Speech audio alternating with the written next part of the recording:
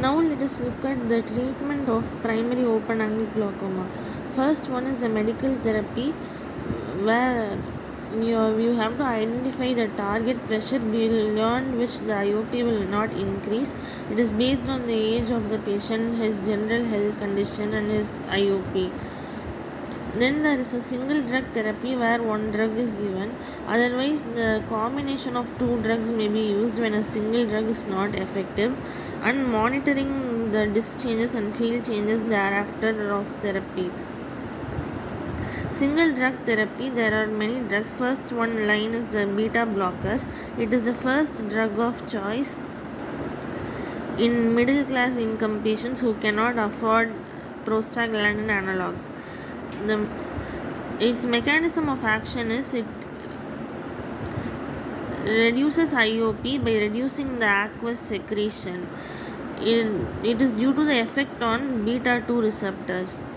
Effect of beta blocker on the beta 2 receptor. So its mechanism of action is it reduces the aqueous secretion. First drug is timolol. It is a non-selective drug.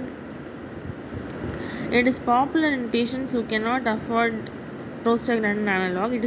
However, it is contraindicated in patients with bronchial asthma or heart blocks.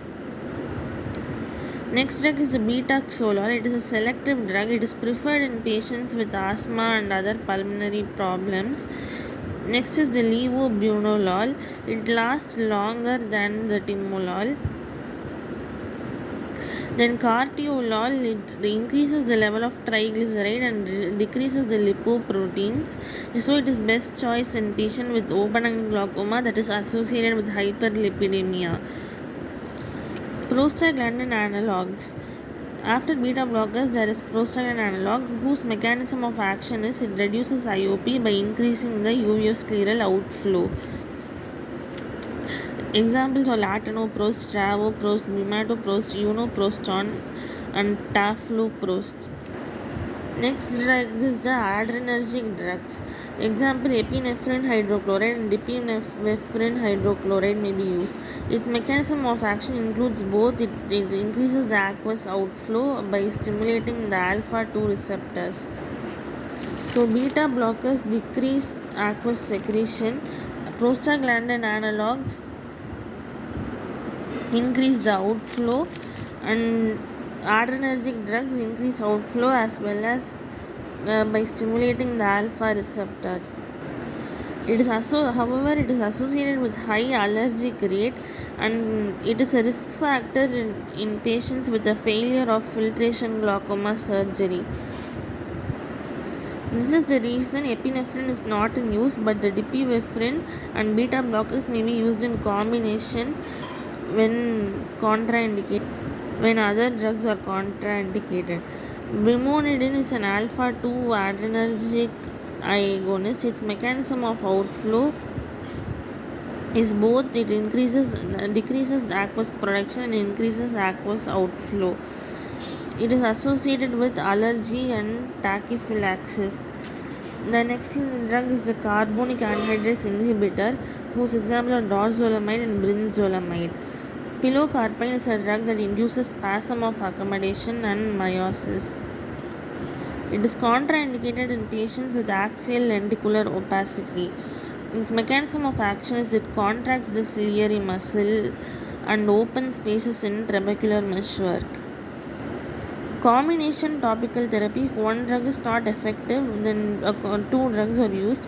One drug that decreases aqueous production like the beta blocker and carbonic anhydrase inhibitor, and other drug that increases the outflow like prostaglandin analog, pilocarpine and brimonidine, which is an alpha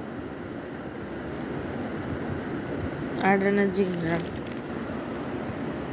Next is the laser trabeculoplasty, that is argon laser or diode laser trabeculoplasty or selective laser trabeculoplasty. This argon laser is used in patients where IOP is uncontrolled with medical therapy. It increases outflow by producing collagen shrinkage on the trabecular meshwork and opening the spaces. Its complications include transient acute rise in IOP, It can be prevented by apraclonidine and brimonidine and acetazolamide. Selective laser trabeculoplasty works on the principle of photothermolysis. It targets pigmented cell in the trabecular meshwork without any damage to the non-pigmented cells.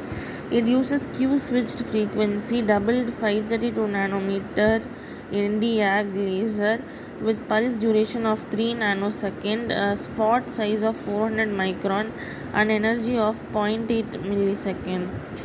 Advantage, it causes no damage to the trabecular meshwork and can be used in patients who have done argon laser trabeculoplasty. Surgical therapy includes it is indicated when there is failure of medical therapy as well as laser therapy, and then in patients whose lack of cooperation or their inability to visualize the trabeculum, the surgical therapy is used. And in cases of advanced disease with advanced cupping and field defects, this surgical therapy is used. Trabeculectomy is a popular filtration surgery that is used in patients with open angle glaucoma.